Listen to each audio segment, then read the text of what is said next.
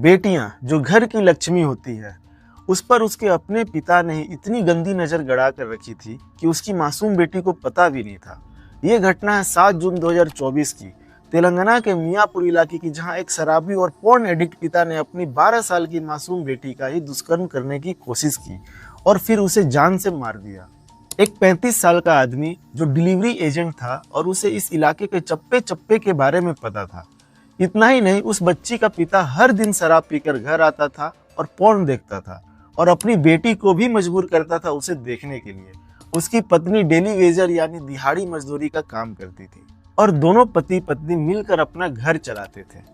वे और उसके परिवार तेलंगाना के महबूबाबाद के रहने वाले हैं, जो तेलंगाना का एक छोटा सा शहर कम गांव जैसा इलाका है। उस शख्स ने अपनी पत्नी को ये बोल के मना लिया कि मुझे अब मियापुर में डिलीवरी एजेंट का काम करना पड़ेगा, यहाँ से मेरी शिफ्टिंग हो गई है। अब ये सुन के उसकी पत्नी भी मान गई और वो अपने पति और बच्चे के साथ 25 मई को शहर चले गए।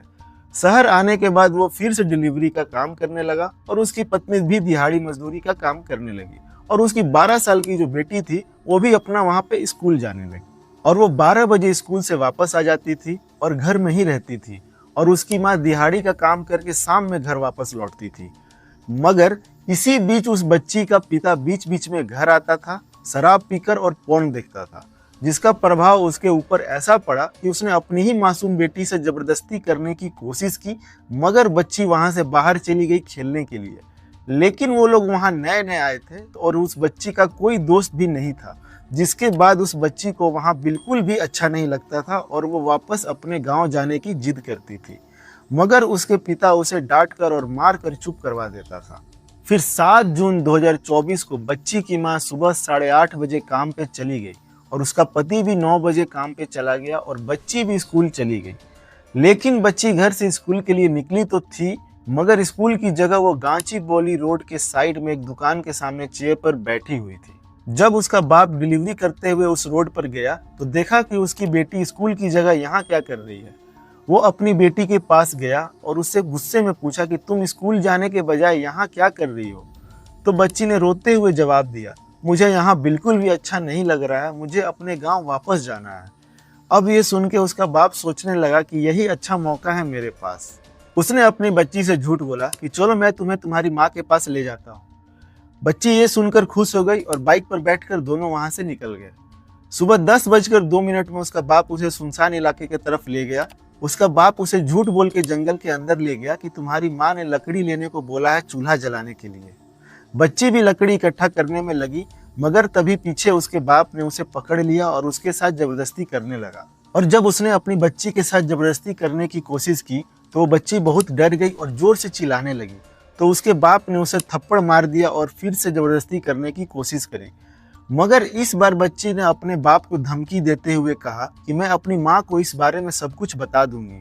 और ये सुनते ही उसका बाप डर गया और अपनी बेटी को धक्का मार के जमीन पे गिरा दिया, जिससे उसको काफी चोट भी आई और खून भी बहने लगा। जमीन पर गिरने के बाद भी उसकी बेटी उसे माँ को बताने की धमकी दे रही थी, तो उसने अपनी बेटी के सर पर पत्थर से वार किया और मौके पर उसकी बेटी की मौत हो गई। 10:15 में वह जंगल से बाहर आया और उसने अपनी लाल शर्ट पहनी हुई थी जिसमें खून के दाग लगे हुए थे। वो डायरेक्ट अपने घर गया। उसने अपनी लाल शर्ट को सफ़ेद शर्ट से बदल लिया और दोबारा जंगल आया ये देखने के लिए कहीं उसकी बेटी बच तो नहीं गई। और फिर वो सीधा अपनी पत्नी के पास चला गया और बताया कि उसकी बेटी अभी तक स्कूल से वापस नहीं आई है, लगता है वो शायद खो गई है। इतना ही नहीं, उसका बाप इतना चालाक है कि बचने के लिए उसने खुद पुलिस स्टेशन में जाके गुमशुदगी की रिपोर्ट दर्ज कराई और पुलिस से अपनी बेटी को ढूंढने का अनुरोध किया ताकि कोई उस पर शक ना करे। रिपोर्ट दर्ज कराने के बाद पुलिस ने जांच शुरू कर दी।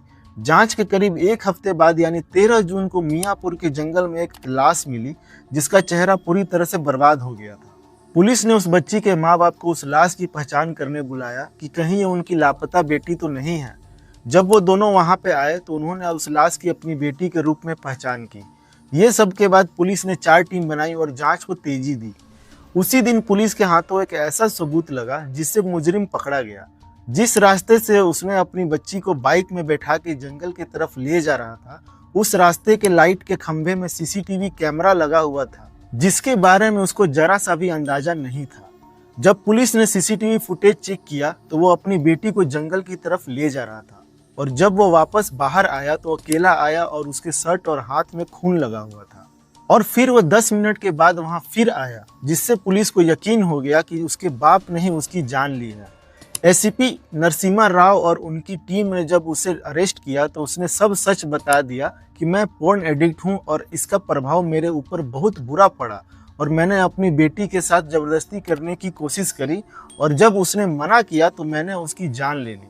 अगले दिन यानी 14 जून को पुलिस ने भारतीय दंड संहिता आईपीसी की धारा 363 अपहरण के तहत दर्ज मामले को आपराधिक प्रक्रिया संहिता सीआरपीसी की धारा 174 संदिग्ध मौत और बदल दिया, और मामले को फिर से आईपीसी की धारा 302 हत्या, 201 साक्ष्यों को गायब करना और 376 के साथ 511 बलात्कार अपराध करने का प्रयास और पोक्सो अधिनियम की संबंधित धाराओं में बदल दिया गया।